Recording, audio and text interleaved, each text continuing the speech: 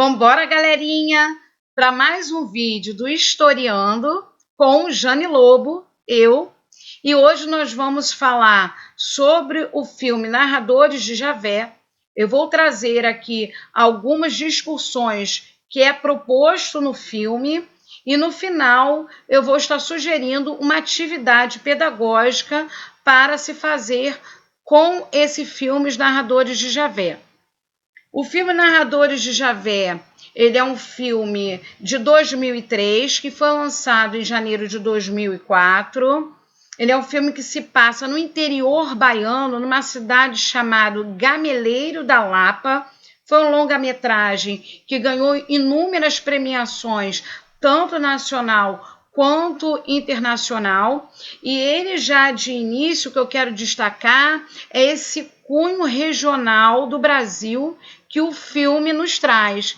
Esse filme ele tem como cenário o próprio vilarejo, é um vilarejo real, aonde a maior parte dos atores coadjuvantes foram moradores desse local. As casas são casas desses moradores. São poucos os atores ali principais do filme, então a gente tem ali o contato com esse aspecto interior do interior do Brasil, com esse aspecto regional, a forma como eles se vestem, o jeito de falar, a forma de se comportar, típico daquele local, de uma região, então, do Brasil.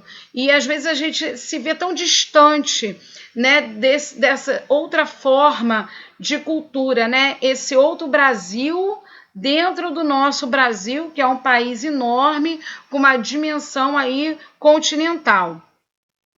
E então, essa história do filme Os Narradores de Javé, ele se trata, esse início, né, do filme tem uma personagem que seria o locutor, ele está no local e aonde começa o filme com a perca de uma barcaça que vai para o vilarejo e essa só teria um outro transporte no dia seguinte. Então eles teriam que pernoitar naquele local. E com esse evento, essa personagem, o narrador, começa a contar então a sua história, que é a história de Javé. Ele começa ali a narrar a história daquele vilarejo que iria ser destruído, pois iria ser construído naquele local uma usina hidrelétrica. No meio ali daquele alvoroço, né, no meio desse problema da destruição, o povo, então, ele descobre uma alternativa, que seria registrar os feitos de Javé. Somente se eles tivessem registrado os feitos da cidade e essa cidade virasse, então, patrimônio histórico nacional, essa cidade, então, poderia sobreviver e não ser destruída. Só que tem um problema no meio aí dessa alternativa que o povo vai encontrar, porque ali se trata de um povo que era analfabeto, eles não sabiam escrever, né? Eles não detinham essa técnica da escrita. E no meio ali, o único que poderia então estar escrevendo as memórias daquele povo seria Antônio Biá, que é o personagem que seria o carteiro, que ao longo da história ele vai ser como se fosse um historiador, né? E esse carteiro, ele tinha sido banido da cidade. Ele estava indo embora porque, com medo de perder o seu emprego, ele começou a escrever cartas, porque como o povo não escrevia, ele não tinha o que fazer na cidade. E aí ele começa, então, a escrever carta no lugar das pessoas. Então, ele escreve carta um para o outro, ele mesmo escreve, ele mesmo responde as cartas, só que nessas cartas ele começa a falar mal dos moradores da cidade. E quando os moradores eles descobrem, isso cria uma grande intriga na cidade, colocando um morador contra o outro, até que se descobre que foi o Antônio Biá que fez isso e o povo, insatisfeito, manda ele embora. Só que com agora esse novo evento, só ele então poderia salvar a cidade de ser destruída.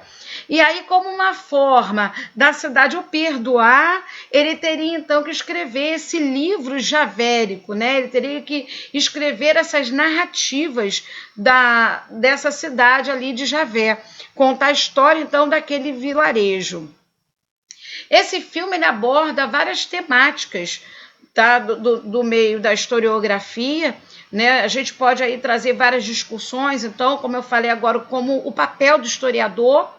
Que papel é esse, né? Que a gente vai ver, então, esse carteiro aí com essa responsabilidade de ser o escritor desse livro, né? Que eles chamam de a história, né, oficial, essa história verdadeira, né? Que não poderia ter mentira aí desse vilarejo.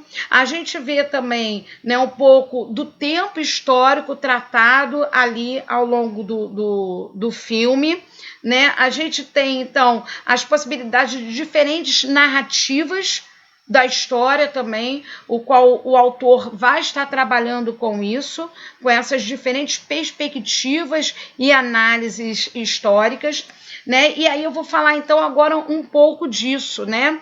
O que eu vou então estar agora ressaltando para que a gente possa estar debatendo seria essa forma de contar a história, né? As diferentes formas de contar a história. Então, quando ele começa a colher as memórias daquele povo, cada um entrevistado vai ter uma visão diferente da história. Cada um vai contar a história que lhe representa. Cada um vai colocar a memória que tem significado para aquela pessoa, né? E a gente sabe que o significado e a memória tem a ver com a forma de educação, com a cultura, com o meio social, né, com a classe social que aquela pessoa está inserida e com os saberes que aquela pessoa traz e a sua forma de ver o mundo. Então, começa ali a ser, né, traçado várias vertentes, então, desse mito fundador da cidade de Javé. O primeiro entrevistado seria um homem branco, um senhor branco, que seria um senhor de posse daquela cidade. E ele, né, por representar, então, este homem, né, que seria, então, no caso, uma elite, né, branca, ele vai trazer ali um pouco dessa história com uma vertente europeia, né? Ele vai falar que esse fundador, que ele fala que é o Indalécio, né, seria ali, ele traça como se fosse um herói, né, um herói branco com vestimentas europeias, né, que vem ali então em cima, né, do seu cavalo como ato heróico e funda a cidade de Javé. Então a gente vê ali, né, essa condução dessa história europeia. Uma outra personagem que é riquíssima ali, que vai ter uma outra vertente, uma outra visão da história, é quando ele vai pegar uma mulher, né? E essa mulher já vai falar que não, que essa história contada, ela está errada, que na realidade quem funda essa cidade seria Maria de Ná. Então ela vai falar que não é um herói, e sim uma heroína. É uma heroína que vai fundar. E aí agora a gente tem uma história sobre um viés feminista, né? A gente já tem uma outra visão da história que representa essa mulher que está contando as suas memórias. E ela vai falar, então, que todos os outros, que em sua maior parte, né, esse herói fundador vai ser homem, vai ser essa figura masculina, ela vai falar que todos os outros estão errados, que essa não é a história verdadeira, mas a história verdadeira é que a cidade foi fundada por uma mulher, uma heroína, uma mulher forte, né, que rompeu com o seu tempo, foi à frente do povo e mostrou o caminho para a fundação daquela cidade. Dentro também dos entrevistados, nós temos ali um representante de um quilombo, onde vai falar também a sua visão, uma visão mais religiosa, uma visão mais mística da fundação daquela cidade. E aí vai falar, então, que quem fundou aquela cidade foi uma herança africana. né? Foi um líder africano que fundou a cidade. E é muito bacana, então, a gente ver, né? A gente aí ver traçado todas essas narrativas, todas essas possibilidades de uma história. Então, esse é um outro ponto, né? Então, a gente já falou aqui um pouco sobre essa questão do regionalismo que está nesse filme. Um segundo ponto que eu quero destacar, então, seriam vários olhares históricos ou várias análises, né? Várias possibilidades de narrativas históricas mediante a significação de memórias contadas por aquele povo. Em terceiro lugar, eu quero, então, destacar esse enaltecimento da história escrita.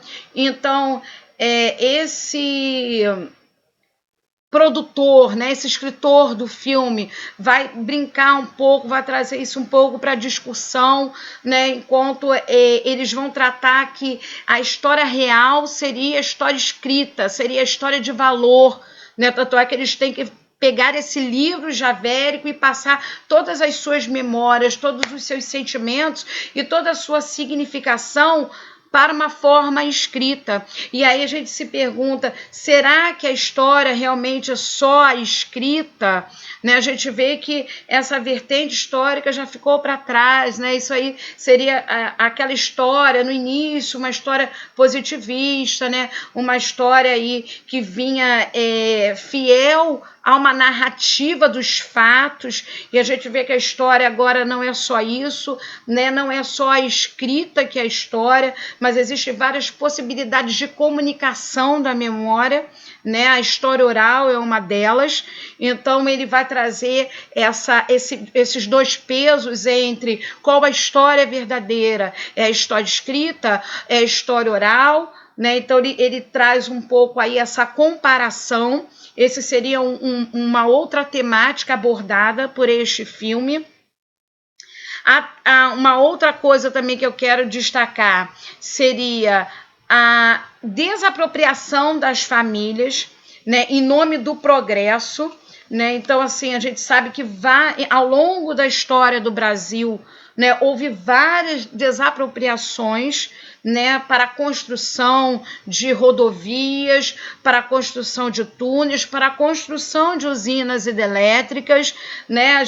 Eu posso trazer, como eu estou falando aqui do Rio de Janeiro, né, eu posso trazer aqui a construção da própria cidade do Rio de Janeiro, que em nome do progresso, né, teve várias desapropriações na sua história. Eu vou citar como exemplo, em 1921, quando foi dissolvido o Morro do Castelo para fazer ali as partes, né, do aterro da cidade do Rio de Janeiro, a parte da Urca, a parte ali próximo o Santos Dumont, né? Então houve essa desapropriação dessas famílias, eram inúmeras famílias ali, né, de ex-escravos, de pessoas mais humildes, né? E naquele momento estava ali situado no centro daquela cidade que estava aí com esse ideal de progresso, de construção, de uma construção baseada nos modelos, né, parisiense. Então não podia ter aquele morro ali no meio, morro qual que foi o fundador da cidade do Rio de Janeiro. Então, eles em um momento ali, né, tendo como pano de fundo o progresso, todas essas famílias vão ser desapropriadas, né? O morro, então, vai ser desfeito, né? E aí, para onde que vai? Para onde que vão essas famílias? Né? Elas vão ali para uma parte mais no entorno, né? Elas vão ser aí retiradas dessas famílias que seriam famílias mais pobres, de ex-escravos, como eu falei, vão ser retiradas, então, do centro do Rio e vai ser posto ali à margem do Rio de Janeiro, né? E junto com essa desapropriação, o que a gente tem? Perda de memória. A gente tem perda de uma parte da história, né? Perda de significado para a nossa própria história. Né? Então a gente traz ali um outro tema que esse filme traz, seria isso, né? Com a perda daquele local, com o fim do vilarejo, quantas histórias e quantas narrativas seriam perdidas em prol de um progresso. Então, também é uma coisa que a gente pode trazer para uma discussão, né? Até que ponto é relevante ou não. Então, é uma coisa bem pertinente a gente pensar nessas desapropriações que são feitas ao longo da história e por quê. Né? Outro ponto que eu trago para a discussão também seria o próprio tempo histórico. Né? É muito bacana que a gente vai ver no filme, né, 3 tempos históricos. O tempo presente, que é o tempo desse narrador, quando ele está ali lembrando, né, e contando a história desse vilarejo. Esse tempo passado, mas não é um passado tão distante, que é quando acontece, quando se dá a história, e esse terceiro tempo, que é um passado realmente distante, que é onde que está a memória dos habitantes. E aí a gente começar a se questionar ao longo do filme o que se perdeu desses 3 tempos e o que continuou, né? O que foi ruptura e o que foi ali mantido, né? Então a gente tem aí um embate, né, de tempos históricos conversando, o tempo presente, um tempo passado não tão distante e um tempo passado distante, né? E a gente vê aí como que se faz a história. E depois, o que eu quero chamar seria a história científica versus a história popular, né, que também é uma outra questão que é colocada pelo autor do filme. Né? O que seria essa história científica, que eles vão falar o tempo todo no filme? Temos que escrever um livro, temos que escrever uma história verdadeira. E o que seria essa história popular, né? Que é essa história que eles chamam de uma história oral, de uma narrativa de memórias, de um jogo de memórias, desse embate de memórias. E a gente começar a se questionar se realmente existe uma única versão para a história. Existe uma história verdadeira, de fato, né? E a gente começar a pensar na história que é contada dentro da escola, né? Porque nos livros de história a gente ainda tem essa história um pouco linear e essa história única, como se ao longo do tempo só tivéssemos uma única história verdadeira, ou seja, um único ponto de vista de se encarar os fatos e acontecimentos ao longo do tempo. E a gente sabe que não existe a história verdadeira, né? A história, ela é um misto de histórias, né? É uma junção de povos, é uma junção de troca de conhecimentos, de trocas de culturas que vai acontecendo ao longo do tempo, né? Assim como não existe uma única verdade, assim como não existe uma única nação verdadeira. Né? Os povos, eles têm um misturar, existe um híbrido de cultura, existe um híbrido de verdade, existe um híbrido de narrativas históricas ao longo do tempo. E aí, qual história que nos representa? E por fim, a gente pensar, quando a gente pensa em Brasil, quais são as histórias ainda dentro do nosso Brasil que não são contadas? Quais são as histórias dentro do nosso Brasil que politicamente são renegadas? Por que elas são renegadas e por que elas não são ditas? Né? Então, quantas coisas a gente pode tirar de um único filme que é Narradores de Javé? E aí, uma outra preposição que eu trago, como eu falei, né, que seria um vídeo, seria um bate-papo inicial, para a gente pensar, então, em uma atividade, seria como realizar uma análise fílmica, né? Como é que a gente vai trabalhar, então, para analisar esse filme ou analisar qualquer outro filme, né? A gente sabe que o processo, né, para ser realizado o filme, ele parte de análise, de escolhas, né, feitas por todos os integrantes compostos das etapas do filme, tanto daquele que vai escrever, quanto da produção e até mesmo da parte da atuação, da cenografia, do jogo de luz. Então, tudo aí são escolhas que vão levar a uma interpretação. Né? Então, o filme ele não é uma coisa aleatória, né? A escrita não é aleatória, ele faz parte de um tempo daqueles que estão escrevendo, ele faz parte de um tempo daqueles que estão produzindo, ele tem um propósito e ele também está dentro de um contexto social. E é muito bacana você trabalhar com filme, porque o propósito do filme ele também vai se modificando de acordo com quem vê. Né? Aquele que assiste também vai colocar uma interpretação sobre o filme de acordo com o tempo dele e de acordo com as significâncias que ele traz, de acordo com seus conhecimentos, de acordo também com suas análises. Então, o filme ele pode ser reinventado, ele pode ser reanalisado ao longo do tempo. Né? Ele vai ter várias análises também de acordo com a visão e com o olhar do próprio espectador, com essa visão particular do espectador. Né? Isso é muito bacana. Então, quando a gente vê um filme, a gente deve primeiro procurar saber em que ano que ele foi produzido, né? E quem produziu, né? Procurar saber qual era o contexto histórico que estava acontecendo no momento da produção daquele filme, né? Para que a gente possa também ter aí uma análise, né, mais correta desse filme. Né? Eu elenquei alguns fatos, né, que estavam ocorrendo no Brasil em 2003, alguns marcos do Brasil, que foi a chegada do governo, né, do presidente Lula.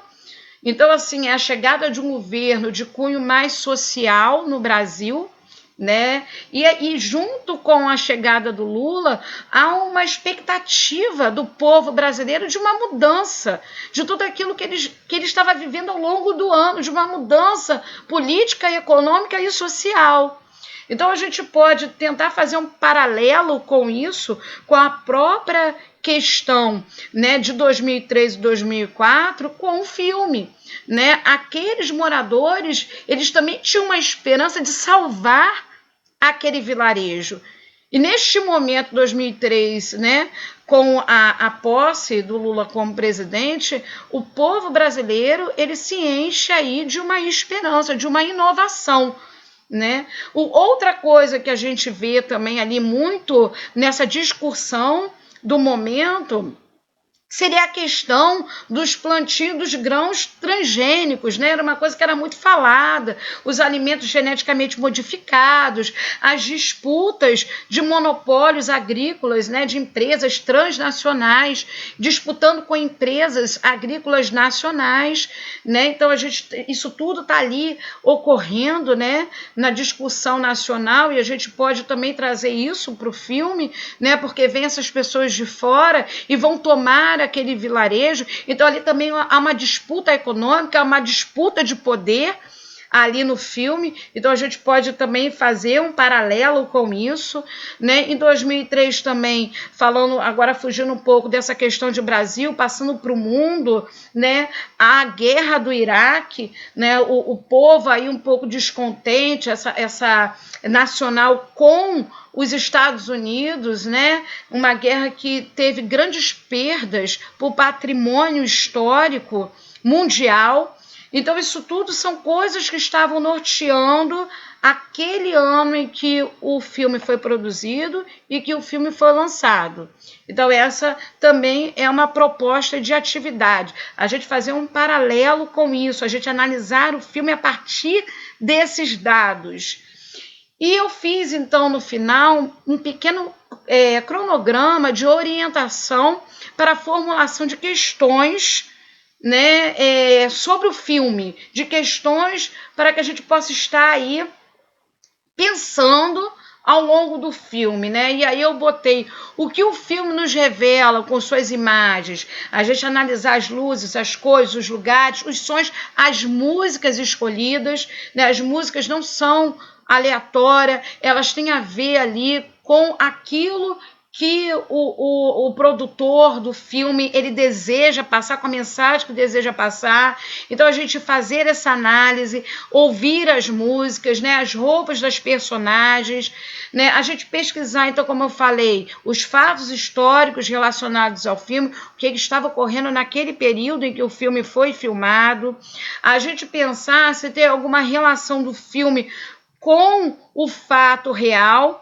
daquele tempo de 2003, que eu já expliquei anteriormente. Se a gente vê também, como eu falei, que o filme ele é repensado de acordo com os anseios do tempo presente, do tempo atual, então a gente pensar se esse filme, o que ele me traz do meu tempo atualmente, agora em 2020, né? Será que eu posso ver alguma referência do filme com o tempo atual que eu estou vivendo? Então, a gente pensar nisso também. Qual a mensagem que o filme traz neste momento que nós estamos vivendo? E isso é uma ressignificação da história, né? Uma ressignificação de significado. Isso é muito bacana. Qual a importância da história oral, como eu falei, e regional atualmente? Existe uma única verdade sobre os fatos históricos, né? Existe uma única história verdadeira e as demais, né? E quando a gente pensa nessa história escrita, história oral, né? Isso remete lá no período, né, do imperialismo, né? Quando essa história europeia se coloca como molde de história verdadeira, né? E aí como essa história europeia, essa história branca, essa história, né, elitista, essa história escrita, né, seria uma história de civilização, e tudo aquilo que era diferente desse molde seria bárbaro, seria não civilizado, né? Seria aqueles que deveriam ser, então, desprovidos de alguma coisa, né? Então, a gente pensar um pouco nisso. E o que você pensa que o autor e o produtor quiseram passar como mensagem, e, por fim, você gostou do filme e por quê? Então, eu trouxe aí essa pequena relatório, essas questões, para que possa aí dar um norte no momento de ver o filme. Bom, espero que vocês tenham gostado dessa contribuição, né, do Historiando, e bom filme, né, e boas análises históricas. Lembrando que não existe uma história única, né? A história, elas são contadas e reinventadas com o passar do tempo. Um beijo grande e até a próxima!